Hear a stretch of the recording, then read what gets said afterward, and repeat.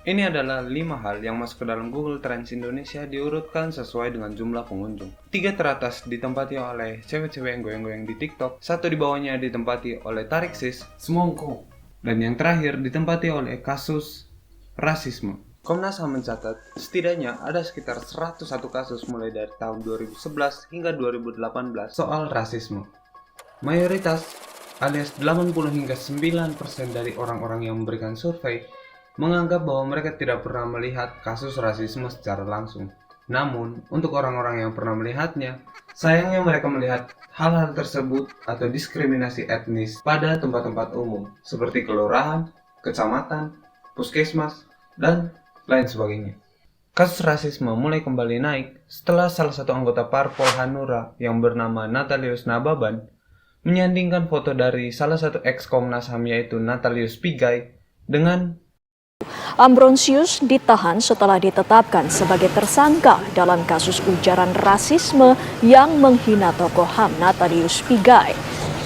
Tapi ada yang unik dari kasus ini, karena kasus ini menggambarkan bahwa yang bisa melakukan rasisme bukan cuma orang-orang rakjal alias rakyat jelata, tetapi orang-orang yang berpendidikan dan juga punya pengaruh terhadap orang banyak. Tak sebatas itu, masyarakat Papua pada tahun 2019 pernah melakukan demonstrasi besar-besaran, dan pendekatannya seperti apa? Ya, militer. Saya memilih untuk mengatakan ada peristiwa kekerasan dari penanganan keamanan dari beberapa hari ini. Lama masalah rasisme, saya dari 2010 saya sudah alami itu. Persekusi saya sudah alami itu gitu.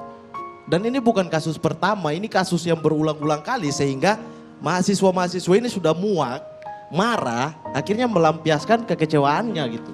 Adalah orang-orang lama yang menggunakan cara-cara lama, pendekatan-pendekatan militer dengan kami orang Papua.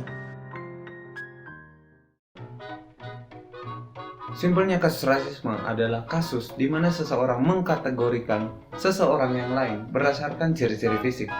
Entah kulit putih, kulit hitam, rambut keriting, rambut lurus, dan lain-lain. Intinya, kalau kamu pernah mengata-ngatai orang lain entah serius ataupun bercanda dengan kata dasar sipit, dasar keriting, dasar hitam, ya, maka selamat, kamu sudah termasuk dalam salah satu pelaku rasisme. Lalu bagaimana pandangan bangsa kita terhadap rasisme?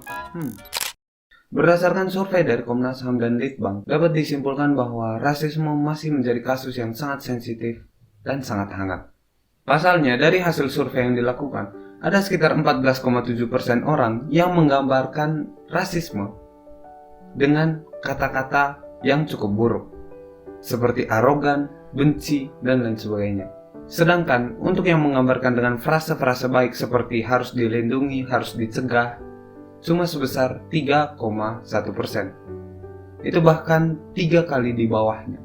Dari hasil survei yang sama, juga didapatkan 35% orang yang lebih memilih untuk memberitahukan kasus tersebut kepada pihak yang berwenang jika dilihat oleh mata kepalanya sendiri.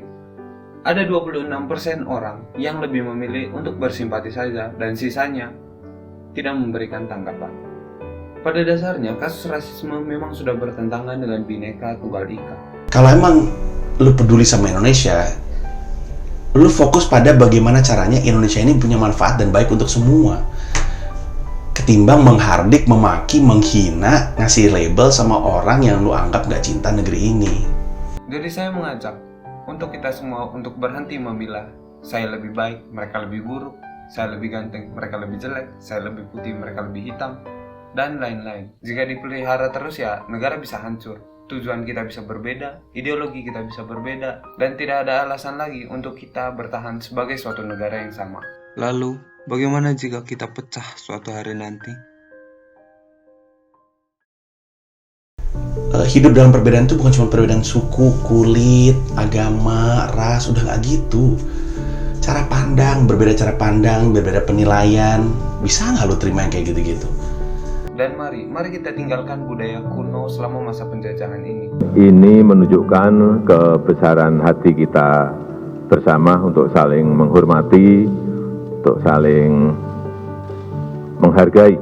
Dan mari kita buktikan bahwa Indonesia itu tidak membedakan suku, ras, agama, dan lain-lain.